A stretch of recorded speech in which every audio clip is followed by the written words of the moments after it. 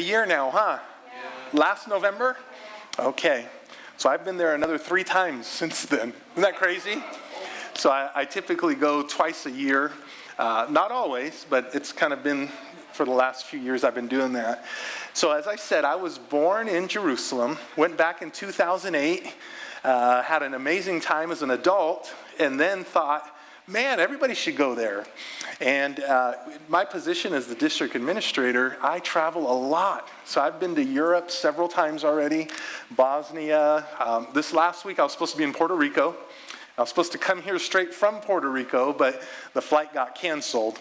So anyway, I travel a lot, and there's only one place I always look forward to going to. It's Israel. And so I've been to Rome several times, Paris, and if you say you want to go there, I'd be like, okay. I mean, I'll go look at it again. But Israel, that is special. Because every time I go, I love seeing the people when we go to the different sites. There's just like this big glow and this big wow, this is awesome. And so anyway, I truly feel that way about Israel. And so I'm going to show you a few pictures, and then we'll talk about it and have some Q&A from you guys too, okay? All right, so the next slide, and we'll go through these, just to give you a little bit of Israel. This is Israel. So you see that light beige is Israel. Very small country. It's the size of Kern County. That means nothing to you, but that's where I live. It's a total of 5 or 6 cities altogether. From the southern tip to the northern tip, about 2.5 hours, 3 hours, you're there. Did you hear that? The whole country, 3 hours. I can't even do that in America here, right? Cross country. Very small country. Look at the next slide. So this here is my son, and I think if you hit just the space bar, there's a video in that, and see if that'll work. So it's embedded. It won't work on ProPresenter. Oh, ProPresenter, it imports it as a JPEG. Yeah, gotcha. All right, so when we first get to Tel Aviv, that's where we fly into. There's one airport for Israel. We fly into Tel Aviv, and we go at that hotel. And so we typically stay at this one here, Dan Panorama, right on the Mediterranean Sea. And my son here, when we got there, it was about 4 or 5 in the morning. We couldn't sleep. So what did we do? We got up, went across the street to the Mediterranean Sea, and it is like walking. Have you guys ever been to Santa Monica or Venice, Southern California, how they have the large bike paths across the whole beach? It's just like that. So at 5 in the morning, my son and I rent a bike with our debit cards, and we're riding our bikes down to Joppa and all the way back up to Tel Aviv, which is only a couple miles. And it was amazing. And you can do that too. Just leave your hotel at 5 in the morning, 4 in the morning. You could do that. The next slide. So we start in Tel Aviv, and then it frees up on you. There, look at that. So that's how the Mediterranean looks. You go to the next slide. Next slide. We'll just keep going through them here. I'll just share briefly. So this one here was a video too, and you could see people on scooters. So this last time I went with my son again, just got back again from November, we rented the scooters that they have everywhere and went up and down for miles, back and forth, sat on the beach, had lunch. Next slide. There's the bike. You see behind it, they have some of these are videos, but unfortunately you won't see that. But they have, they're working out just like Muscle Beach in Venice. They got Muscle Beach and they're playing volleyball. You will think you're in Southern California. It is amazing. I know in your mind you're thinking Israel, we're going to get around on a camel and donkeys. No, it's not like that, right? No. Next slide. Next slide. That was a video of us going up and down. You're going to have a lot of shawarma. So shawarma is something we love. That's the meat on a spit that turns, and then they shave it. So you have shawarma, you have falafel. If you're vegan, falafel is chickpeas, very good food. Next slide. Here we go from Tel Aviv to Caesarea. And so Caesarea is beautiful. Caesarea by the sea. You're going to see an amphitheater that's been there for hundreds and hundreds of years in Caesarea. Caesarea is where the gospel went out from. So from there, that's where it went out through the whole world. Next slide. That is Caesarea there. Amazing history. We always have a guide with us, and so the guides are phenomenal. They're walking encyclopedias. So you know how we have our knowledge of the Bible? Well, when we go to a place like this here, and you say, oh, what is this place? They can tell you every single era for all of civilization. They won't just tell you, oh, this is what, even from Abraham.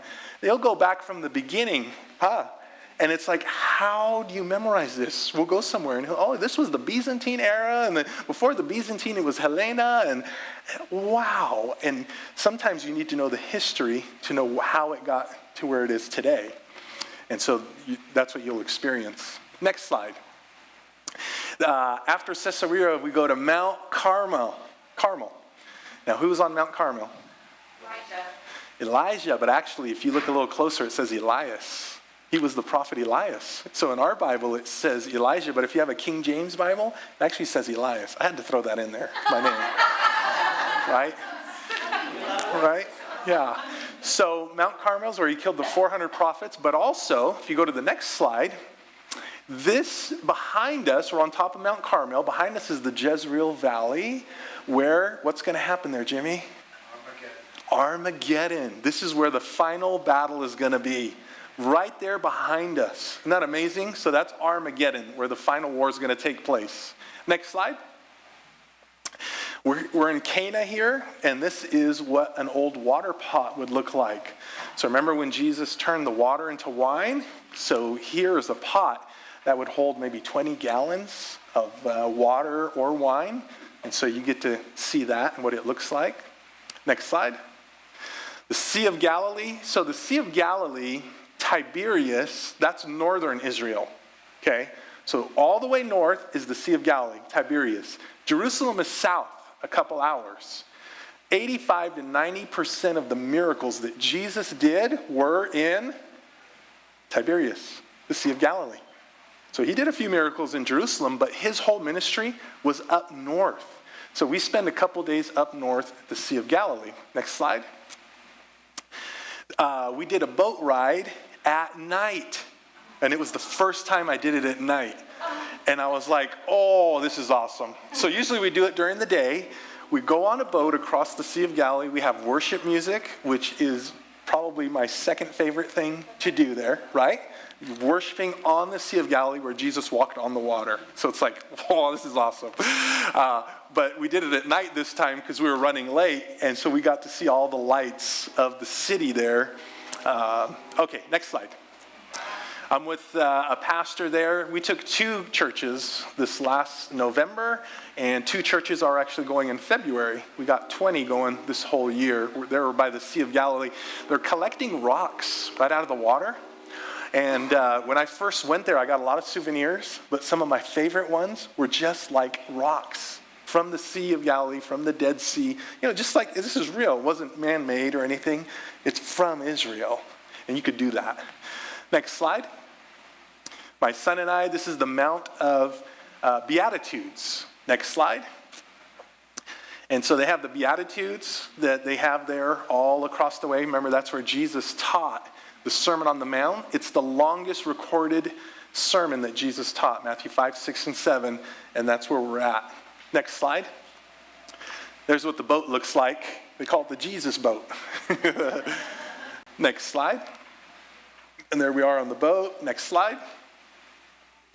This is Capernaum, and so we get to visit this temple. This is where Jesus spoke in the temple, and you get to see the ruins of that temple there. It's off to the left. It's amazing. Parts of it are still up, erected. To the right is Simon Peter's home, and so you get to walk and look at the remnants of his home, because usually the priest is nearby there too, kind of like how we have parsonages today, right by the church, right? Next slide. Where are we there? Oh, that's Bethlehem. So that's Shepherd's Field.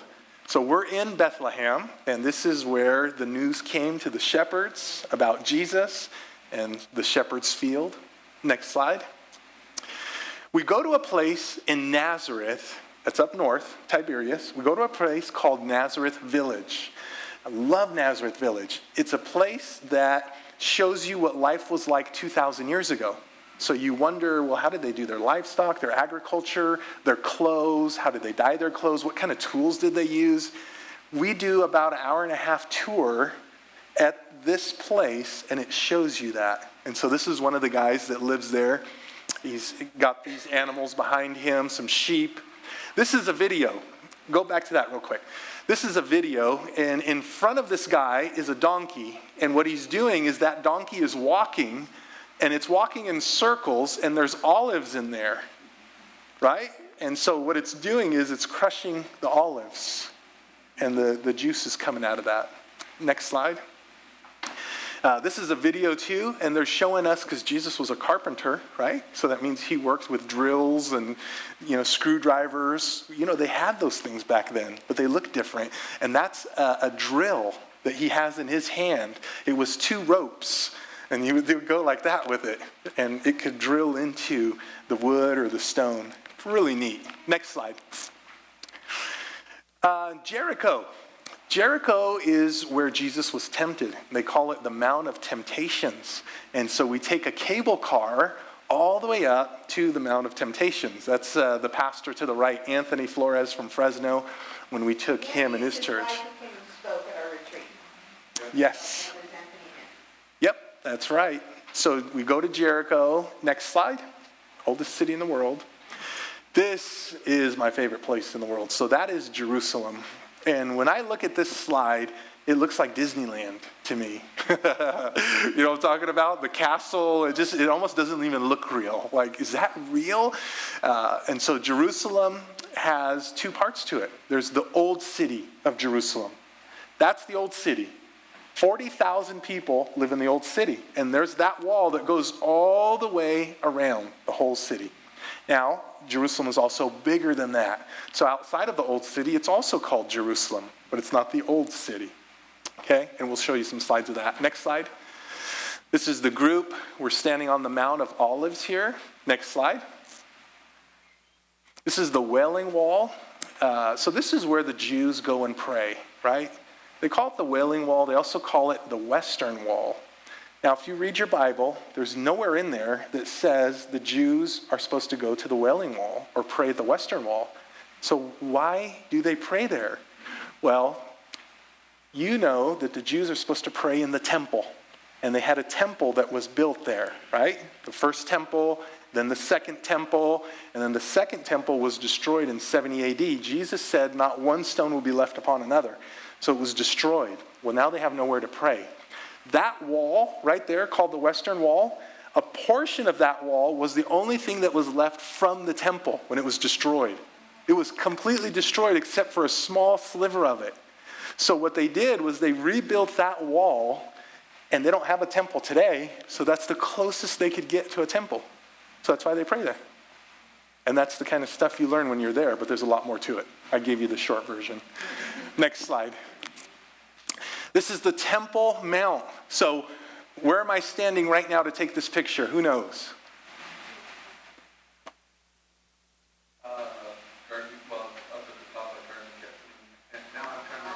Yes, this garden is Mount of Olives. Olive Garden. We're at Olive Garden. Yes. So here's what's so great. You go there and you see this stuff, and I'll paint you the picture. I'm standing on the Mount of Olives. Right across from me, that's the Temple Mount. You see that gold dome? That's a mosque. Now, that's where all the Muslims go and pray. That's the second holiest site for Islam. No, actually, it's a third. And now, Temple Mount is where, first of all, Abraham went to sacrifice Isaac. It's called Mount Moriah. He took him to Mount Moriah to sacrifice him. That's Temple Mount. It's also where the first temple was built, where they do sacrifices. It was where the second temple was built. That's where Jesus spoke in that temple. Now, it was conquered by Islam hundreds of years ago, right? And so they've had that site since 600 AD. They've had that. The Jews want that site. It's prophetic that this is where we're going to build the third temple. And when we do, Jesus is going to come. Now watch this. This is where it's so exciting. I'm standing on the Mount of Olives. That's the temple, and what you can't see is there's an entrance to the temple, but it's sealed. It's called the Golden Gate, or Gate Beautiful. It's sealed. And the Bible says it's prophetic. Who's going to walk through that gate? Jesus, the Messiah. Now, the Bible says when Jesus returns in Zechariah, his feet are going to touch the Mount of Olives. So he's going to return to the Mount of Olives.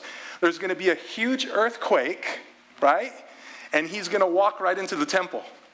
Now, look at that.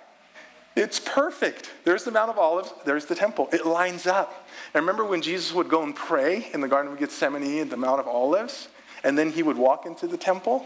That's what he did. He prayed at that and walked right in. Now, right at the bottom, it kind of goes like this. Mount of Olives, Temple Mount. So right here in the bottom is called the Kidron Valley. And right now it's dry. But it says that when Jesus comes back, it'll flow again with fresh water. So that earthquake will happen. His feet touch the Mount of Olives. He walks into the temple, and now it's filled with water again. And so what I'm saying is the geography, it matches. So what you read in the Bible, and you're like, oh, he comes here and then walks there. It's like, yeah, of course he does. It's right there. All right. I guess I'm excited. See, I'm ready to go again. That's the Temple Mount. And so a lot of people get excited. Oh, I went to Temple Mount. Look at that. It is exciting. However, that is a mosque. Okay? And so it'll be a while, who knows when, before the Jews get their hands on it. But before they do, you know it's going to be bad. Because Islam will not let that go easily. It will be a war. Next slide. So you could only go inside if you are Muslim and Arab. And this is the inside of the Dome of the Rock. Now, I'm not Muslim, but I speak Arabic. And so when I go there, I'm just like, hey, how you doing? Blah, blah, blah, blah, blah, blah. Sounds more like, in Arabic. You're like, just spit already. So I go, I talk to them, and then they let me in. And so inside there's a rock there, and this is the rock where Abraham was going to sacrifice who? No, Ishmael. You're talking about Islam now. It's the opposite. Ishmael is the promised son, okay? So that's the inside. Next slide, it'll show a little bit more. It's really ornate. It's, man, hundreds of years old. Next slide. It's beautiful in there, though. So my friend Anthony's with us, and he's Mexican. He's not allowed in there. I almost made another joke, but I'm not going to. But when we walked up, I said to him, don't say a word, let me talk. And so I just said, this is my brother in Christ. And so I got him inside, but look at his face. He was scared. Like, he knew he didn't belong in there. Next slide. This is the Garden of Gethsemane. Now, look at that olive tree. That is an olive tree. Now, what should stand out to you is this. A regular olive tree maybe has a trunk of like this, right? Well, there are 6 silent witnesses, they call them. And these witnesses, these trees, 6 of them look like that. They've had DNA testing done from UCLA, and they've said that these trees are over 2,000 years old. So they could have been there when Jesus was praying. Isn't that awesome? Yeah, so that's Garden of Gethsemane. Next. Via Dolorosa means the way of suffering. That's where Jesus carried the cross, and we'll walk through that. Next slide. The Jordan River. Different parts of it are bigger. So when I first went there and I saw the Jordan River, remember there was a story about the children of Israel crossing the river, and it was overflowing. It was like a big miracle. He parted the water, and I got there and I looked, and I was like, I could swim across that. I could jump across that. Like, it's not that big of a miracle. But then later I realized that some areas it goes narrow and then it gets really big. So I just wanted to throw that out there in case you thought that too. Next slide. So you have opportunity to be baptized in the Jordan River, and you get a gown and get to go in the water, and right there, just like Jesus was baptized. Next slide. Can you see that in the mountain? Do you see what it is? Can anybody see it? Yeah. Looks like a face, looks like a skull. 2 eyes and a nose. This is Golgotha. And if you go to the next slide, I think we go in a little closer. There it is. So here we're at the garden tomb. And the garden tomb has this on the side of the wall. Now, you remember they said they took Jesus to the place of the skull where he was crucified. And typically where you crucify them, they'll also have some tombs there. And so that is right there by the garden tomb. Next slide. That's the garden tomb there. Next slide. And there's the inside. And nobody there. It's empty. Next slide. So we like to take a part of the day and go to the Dead Sea and float and swim. Well, you won't really swim. You'll just float in the Dead Sea. You don't know how to swim, okay? Because look at this next slide. I think I have it in there. There's me and my son. Do you see both our feet are up and our hands? There's nothing underneath us. It's just so much salt content in that water that you will just float. Isn't that amazing? And so you'll have a good time. The Dead Sea, a lot of people like to put mud on themselves. The mud is healing. You know, they sell that mud in the malls everywhere you go, right? Dead Sea mud, because it really does have a lot of benefits for your skin. And the people that live there, they'll do that. They'll take the mud and put it on their skin if they have something that they need to do, exfoliate or skin disease, and it heals them. Next slide. JFC. That is Jerusalem Fried Chicken. So, in the old city that I said to you, the old city, within the walls, 40,000 people live, and it looks very old. That's where my uncle lives. He has a house there. You went to my uncle's house, right? Yeah, we went inside. Yep, very nice. So I was born there in that house, and that's been there 600-700 years. Amazing. So that's the old city, but as soon as you cross the street and you go from the Jaffa Gate to Mamilla, there's called the Mamilla Mall, literally across the street. You go down, it's this big strip mall. Rolex, Nike, the North Face, Burger King. It's like, whoa, this is America here. And so very much westernized. 2 parts to it. Next slide. All right, so a few things before Q&A, and then I'll open it up to you guys. The beatitude for traveling. Blessed are the flexible, for they shall bend and not be broken. I travel internationally quite a bit, and things change a lot. I just had a flight that was canceled completely. I've been in Frankfurt, Germany, waiting for a flight, and it's been canceled completely, and then had to wait 6-7 hours in the airport till they get you another flight, and now the rest of the itinerary changes. You have to be flexible, okay? You got to go with it, and you got to believe God's in control. Whatever happens, we'll go where he wants us to go. Next slide. Is Israel safe? That's the number one question I get. Is Israel safe? And so in 2019, Israel had 4.55 million visitors. Now, out of all those visitors, all those Americans that have went there, how many Americans died in Israel in 2019? 0. How many Americans were violently assaulted in Israel? None. I could tell you this, and I believe it with all my heart. I'm not just saying this to you. Israel is safer than America. I feel safer there than I do in America. If I'm going to Los Angeles, I'll have my gun on my hip because I have a CCW, and so does my wife, concealed weapons permit. And I carry my gun in Bakersfield. It's always with me. When you're in Israel, do you remember walking late at night, Jimmy? Walking through Jerusalem, 10, 11 at night, and it's like not a care in the world.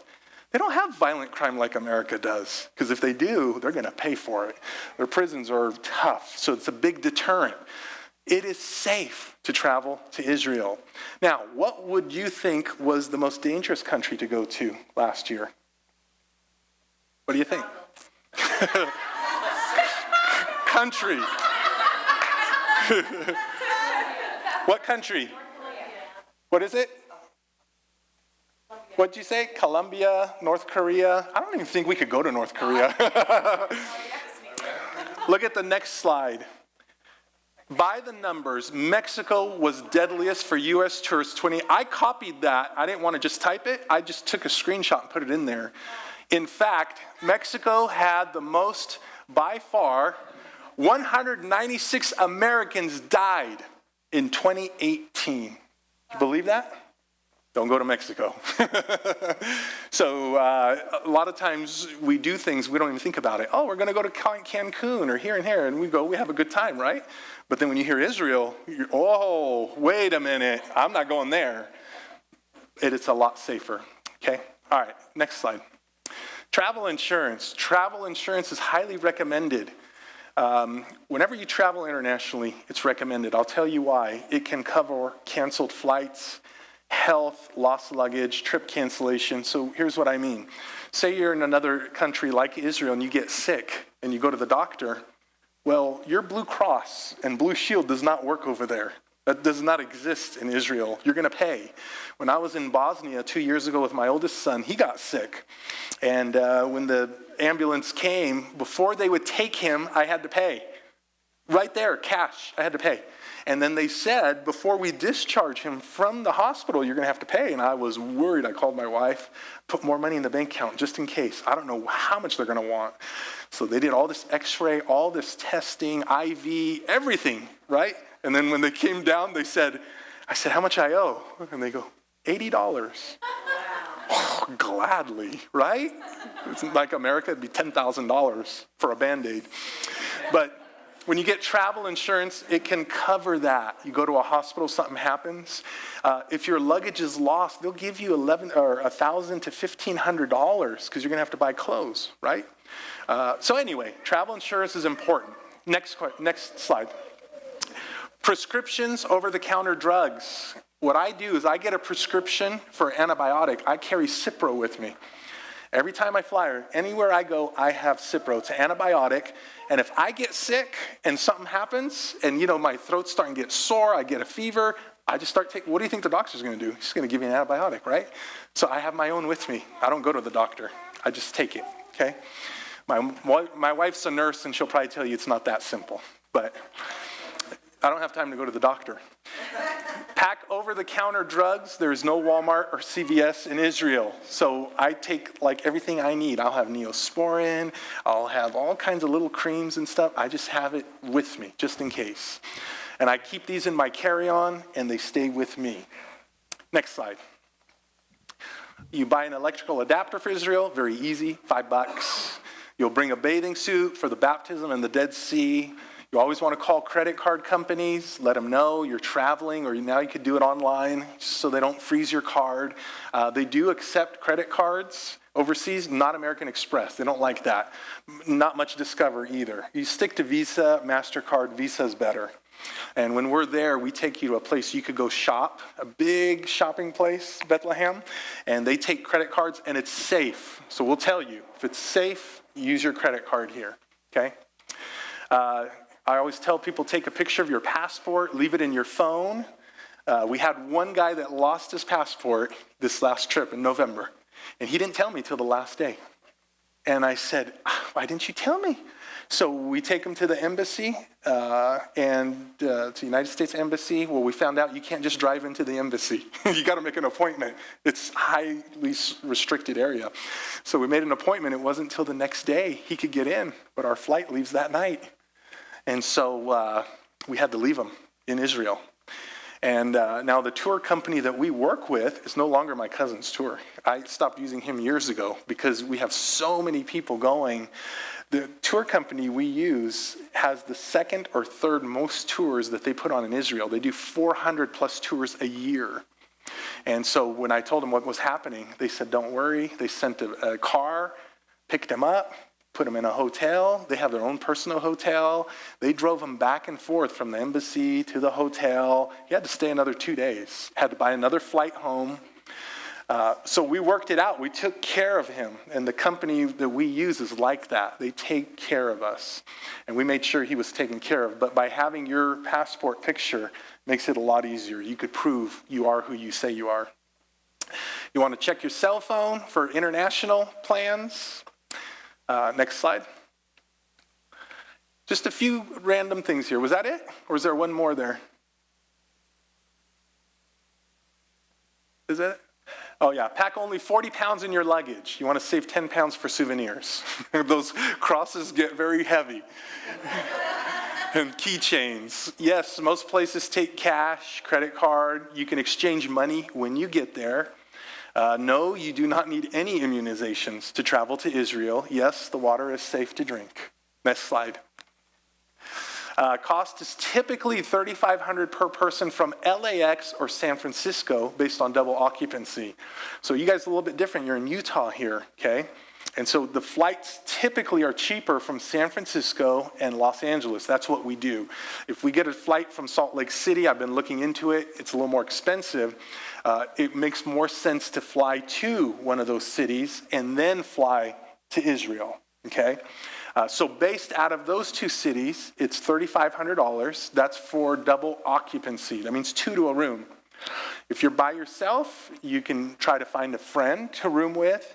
If we have someone who's also rooming by themselves, we can connect you, give you your information, and sometimes it works out. They talk and say, yeah, I think I'll room with this person. But if not, if you want your own room, it's $699 extra because you're getting a room by yourself for the whole trip. So with this particular group, we have not set a date yet. So typically we would set a date and say this is the exact date. But we are wanting to see who is really interested in going before we start moving forward and doing that. At this point, this trip would be December, the first 2 weeks of December of this year. Okay? And so we want to see as an interest, well, how many people are in, how many people are for sure, because you got to have a minimum of 20 people to go on a trip. And so if we have that, then we could go to the next step, start booking some flights and get the solid itinerary. So what I'm telling you now is I don't have a solid flight. If you tell me what day we leave and come back, we don't know because we want to know the response first, okay? And so typically we'll have so much due at different times. For this trip, if it happens in December, we would have 1,500 due by July 15. And at that point, it'd be non-refundable because we have to pay people along the way. And so we would have to pay for the airline by that time, and it's non-refundable for us. So if it's non-refundable for us, we've got to pass that on to you, okay? And then the balance would be due right around September 14, okay, if we do that in December. Next slide, it might be it. Yeah, that's it. Okay, so I tried to answer a few questions there quickly, but you probably have more. And so what do you got? Yes? What's the biggest group you've taken so far? 93 people. 2 buses, February of 2018.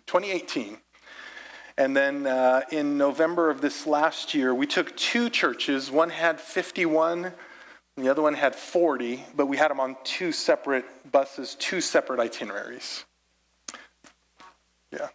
How long is the trip for you? Was it 10 days or is it like 50? Including travel time and all? Yeah, including travel time, it's typically 10 days. And so what we usually do is leave on a Monday, return on the following Wednesday. And so sometimes you tell people, hey, it's a 10-day trip, and you're staying 7 nights in Israel. They're like, we were not here 10 nights. And it's like, no, it's like 10 days overall because you lose 2 days going there. You know, we leave on a Monday, you get there Tuesday afternoon, sometimes Tuesday evening. Your tour starts on Wednesday. You get it when you come back, though. Yes? Do you have spring and summer trips as well? I do. I have a church that is going this summer in July, actually. And so if that's the only time that works for you, then I can connect you with that pastor. Yeah. You mentioned the mission trips of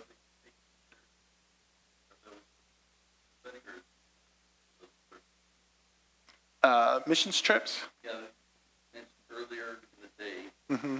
they several churches as mission trips. Mm-hmm. Oh, yes. Yeah, so as the district missions rep, so I put together trips to Israel, but also everywhere. So if a church says, hey, I want to go to Cambodia, I work with the area missionary for Cambodia, Africa, and I help put those all together. And so that's what I mean by missions trip. Now, this one here, there are a few Christian churches there that we could go do something with them. But believe it or not, there is no Foursquare church in all of Israel. And so they've been after me for the last couple years. They want me to move there and start a church because I speak the language and all. but my wife said no, so it's not going to happen. Got to do 3 days of fasting again, all right? 3 days. Should get the word. Return to Israel, my beloved. I'm ready to go. Did I answer your question? Okay. I think, was there a hand back there too? The weather? So their weather is similar to our weather in Kern County in Bakersfield. And so November, December would be about the 60s. I don't even know if it's the high 50s, right around there. They start getting colder in January and then February. But then I also have a lot of groups that go at the end of February. That's a sweet spot for us. And the weather has always been fantastic. So I would encourage, like I tell everybody in November and February, you have you ready. Jackets, umbrella. Guys, Elias didn't say that's one of the things he does are really good. There's certain times that you shouldn't go to Israel. You can go, but it gets really, really, really busy. So a lot of times the trip times that we've chosen, that allows for us to get a lot of things done. If you go in the middle of the summer, per se, it gets really, really busy. So say you go in somewhere for an hour, it could take you 3 hours because of just the amount of trips that go. So a lot of the times the way Elias and others have organized it, and when Jen and I all went, it was basically us nearly. There's other people there, but it was just so relaxing, a really, really powerful rhythm to get a lot of things done. Like when we went to get baptized in the Jordan River, it was one of the coolest memories I've ever had in my life. It's that lady in the Jordan River. But there was only 2 groups there, so we didn't have to stand for hours. We got to have some really good fun. We got to get ready, kind of go down and just transition in.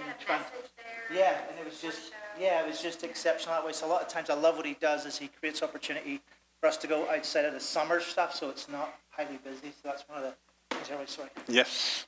Is that a normal thing that's pretty status quo that we have messages and worship at most of the is that what Yes. Yeah. So what we like to do, we'll go to a site. I like to explain what did Jesus do here?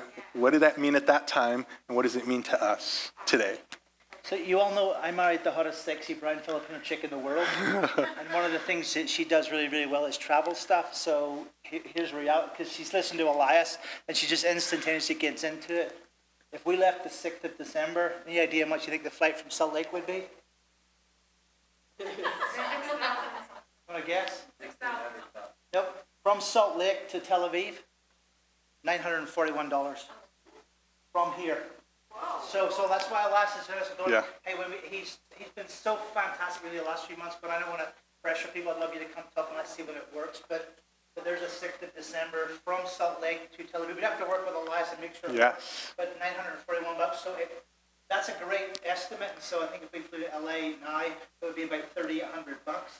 The whole thing, but right now it would be a whole chunk of money would come off that because of our flights and stuff. So yes. if we lock it in, we can talk with them and get that done. Yes, that's good to know too. Queen right here. Yes. Yeah, if you go in September, October, the fall, and if you go March, April, there are millions of people there. So when I was just there in November, typically November, it drops off. It's not the high season. But this last November, I was there a few weeks ago, we went to the Mount of Beatitudes. There was at least 80 to 90 buses that had 50 people on a bus. So we had to park down the street and walk. I mean, it's like Disneyland. You've got thousands, millions of people.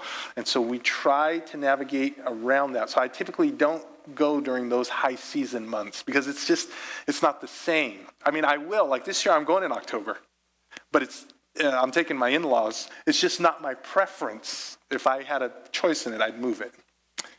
Yes? So is there something that you would recommend, besides reading the Bible, that you would recommend for us to do beforehand and even whatever, to enhance our experience?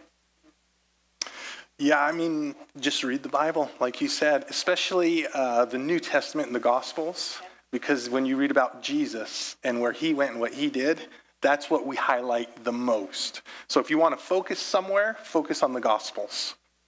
Yeah, because then when we say he did this here or he did that there, then you're like, oh yeah, I remember that story. And then you see it and you're like, oh, that's what it looks like. Yeah. Anybody else? So in December of this year, who in their mind is saying, I'm 100% in? Now, listen to what I'm saying. I'll say 100 and I'll say 80%. But who is saying in December of this year, I'm 100% in, I'll go? Is anybody 100% sure? 1, 2, 3, 4. And now, does that mean a couple? Okay, and does that mean a couple or single? 4, and then right here, 6, 8. Okay, who's 60, 70% sure that they would like to do it? 1, 2, 3, 4, 5, 6, 7, 8. That's good. And so for you people that are about 60%, what is it that, just quickly, what is it that you are waiting on? Is it personal, or is it some information you need from me? If it's personal, I don't want to hear it. But if it's, I just want to know if it's something you're waiting from me, or, yeah. So out of you that are 60%, if it's not personal, is it something you're waiting from me that you need to know? Okay, it's money. You're trying to raise the money. Yeah, okay. Of course. That's the number one thing. Yeah. Well, I can't say much about the money part. I do know that there are a few sites that what we could have available is that you could pay by credit card. I know if you know Dave Ramsey, he'll tell you don't go into debt. And I don't want you to go to debt either. But you could be a little bit smart with it too, and I'll share this with you. We just went to Japan to see my son, who I said is in the Marine Corps, right? So we went for Christmas and the New Year. Well, it was real important to go because he's very homesick. He's a mama's boy. He's just a kid. So even though you hear like, oh, they're big, tough Marines, oh, they're just kids. And so we had to go see him, like really, like we had to go support him. But it was $2,000 a plane ticket, and there's 4 of us. And then, hotels and different things. And I was just kind of like, we were able to cover a portion of that. But then I told my wife, I said, hey, I could get this credit card and it's 2 years interest free. And I know we could pay it off, So I'm not telling you to go into debt, but I'm just saying I worked it out and I just said, let's get this new card, put whatever we can't cover. I put it on it. And so I do have a small balance on that. But I already know in 2 years, I'm paying every month that it'll be done, and I'll never have to pay any interest on it. So I'm using it against them. Instead of them getting my interest, I'm getting them. All right. Well, Pastor Rob, anything else what would you say our next steps would be? I think, I'm going to put a piece of paper back on that table there. Would you please leave me your email and telephone number as you go today? Please fill it in there. So we'll put a little database together. We'll get information to people. Again, if we can serve you that way. I've been there twice, once a few years ago, and then I had the privilege of going with Jen and other team members a few years ago here. And it was life-changing for me. I love what he said at the start. And again, I want him to have the freedom to talk. Second time going to Israel, every time I've gone, the 2 times I've gone, literally life-transforming, because it's a living word of God, and you're walking on it. Talking about and experiencing it, it's life transforming for me. I think it's one of the greatest vacation trips I've ever been on that transformed my life. And so, again, Jen and I have been friends with Kyle, our husband as well. But to be in such a place with Jen, it honestly, and again, Jen's my friend, so is Kyle. But it's seared something. I mean, it just sitting there now, flashing back to watching Jen stand in the Jordan River was just it was surreal. I was like, we're really going to do this? Just life-changing. Yes, life-changing. And so, again, if you as a believer, I think as a golf player, I want to play Pebble Beach. I want to go to kind of the Masters. There's like 5-6 places in the world. Andrea saved up for me to go to Hawaii and got to play Princeton, which is one of the top courses in the world. And she saved up and went on vacation here so I can go play.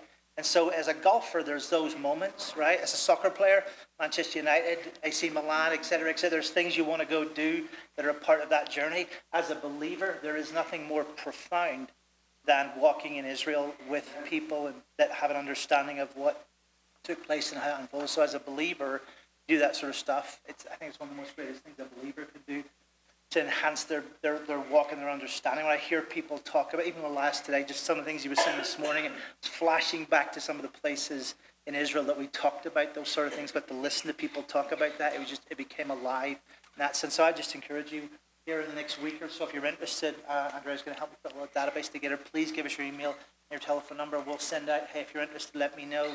It would have to be like $100 deposit so we can start the process, so Elias can lock us in. Obviously, I've got a travel bug who will kind of help us the best way possible to get the flights as cheap as possible, so that number obviously can adjust. But Elias is going, here's what it could take. From there, he has to do that for us, so it's right. So in that sense, if you're interested, we'll get an email out to you in the next few days, and then in the next couple of weeks. He needs to get it locked in as soon as possible so he can say, here's when we're going, and so we can go from there. So that would be my encouragement if you're interested. You know what? I think you said it best. I think the next few steps will be this. In the next 3 days, we'll find out exactly what the flight cost is for that first part of December. We'll talk. We'll set the final price and dates so you know. And we'll just say, hey, here's what we have. We have this flight, and this is the cost. So for you that were the 60%, 70%, are you in or out? Let us know, because we still have to get to the 20 mark. But I think we'll get you that piece of information, like I said, this week, and then we'll go from there. Does that cost also include like all your meals and everything during it, or are there meals that we have to pay for on top of that? Great question. So here's the wonderful news. Your breakfast and dinner is included every day in Israel, and it's a buffet. So every hotel we stay at, they have a breakfast and a dinner. There's 3 things that will come out of your pocket in addition to this cost. Lunch, which just will vary on where we go. It could be a shawarma, it could be a buffet. It just depends on where we go. $10 to $18, could even be $7 to $18 for lunch. But as you might know, after you have buffet for a few days in a row, you're not going to really have a really big lunch. Maybe you will. So lunches, souvenirs, and tips. Okay, so souvenirs, obviously, they're on your own. And then tips, we say bring $75. 25 will go to the driver. 50 would go to the guide. I'm not the guide, by the way. So you're not paying me. Yes. Yeah. So those are the only 3 things. Yes? Is there an age requirement? No, there is not, actually. I've taken very young kids. My sons, I took them one at a time. And so my youngest, or the oldest one, when he went, was in 5th grade. And he loved it, had a good time, still remembers it from the 5th grade. But I've had parents take kids that were 2, 3 years old because they didn't want to leave them at home. You will have to pay for those, though. Well, yeah, you can't stick them in your pocket. No, I know. I thought, we could negotiate with the hotels, get a lower rate, and they're like, no, if it's another person, it's another cost, except for infants. So up to a certain age, those would be free on the airlines as well. Anybody else? You said 3 days, roughly 3 days, let you know? Yeah. If you can, just, again, Elias' heart is to get it for as reasonable a cost as possible. He's not doing this he wants to bless our Foursquare churches, well, the church you help with our Foursquare family, and so it's an exceptional time in that sense. Again, Jen and I, being in the upper room and reading about the church, standing in it is life transforming. Yeah. The Jordan River, life transforming, different places we went. So, Yeah. Pastor Joe, would you pray for us and bless our time? And then please fill that form in, guys, so I can communicate with you. If you can't go, no problem, but I want to make sure after all this effort, I can communicate to you so you can say yay or nay. Thank you, Pastor Joe. God, we thank you that you love us deeply and that you provide for us.